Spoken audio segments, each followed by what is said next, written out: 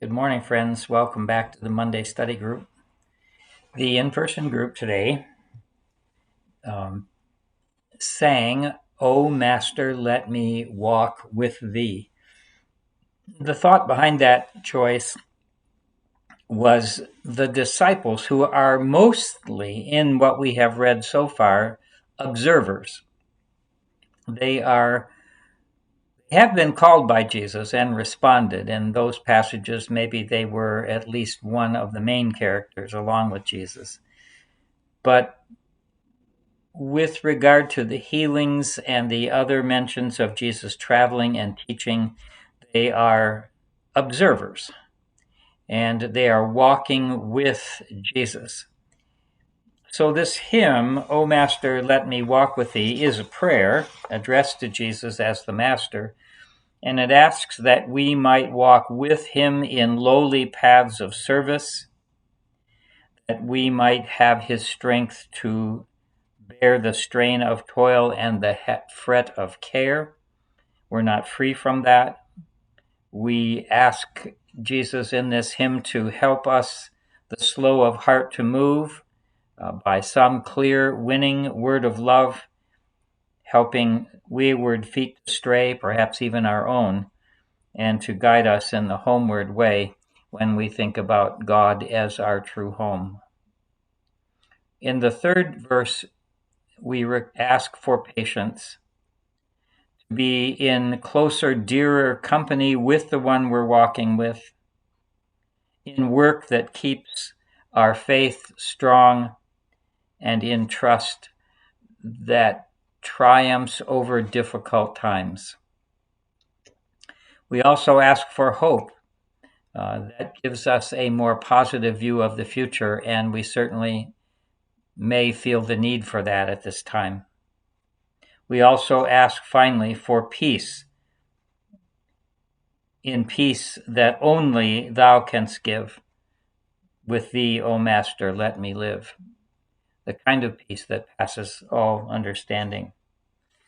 We sang that hymn, and then we prayed the following prayer, which will be our prayer for this morning.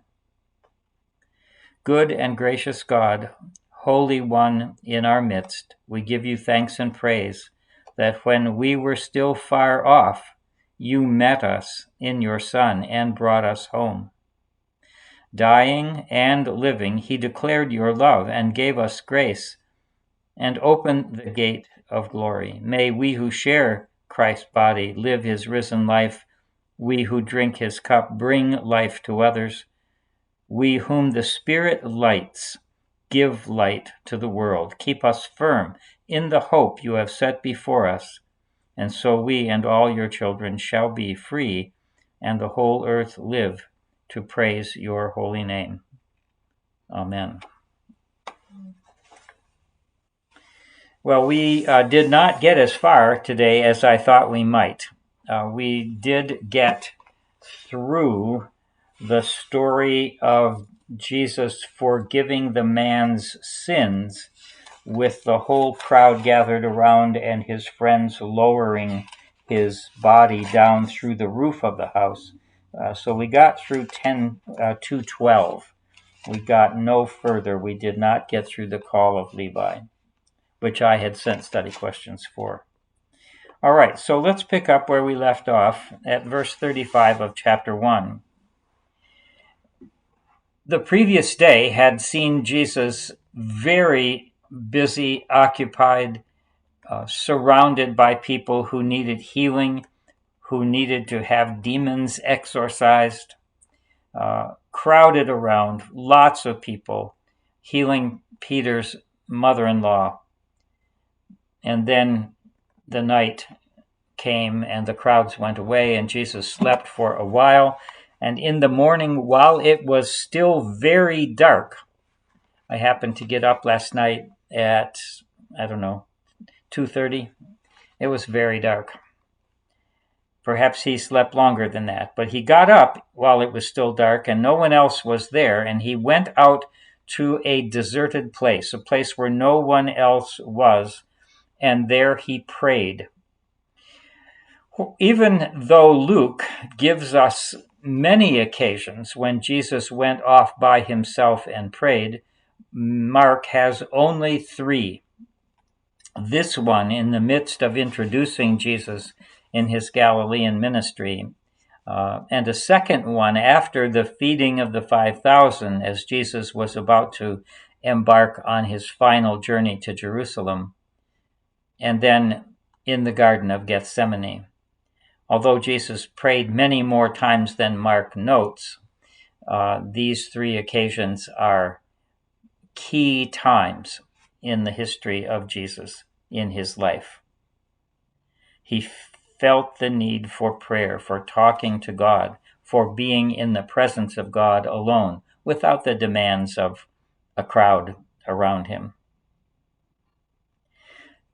But sometime later that morning, when his apostles, so far there are 4, Simon, Andrew, James, and John, when they woke and found that Jesus wasn't there and they're supposed to be following him, it says they left everything and followed him.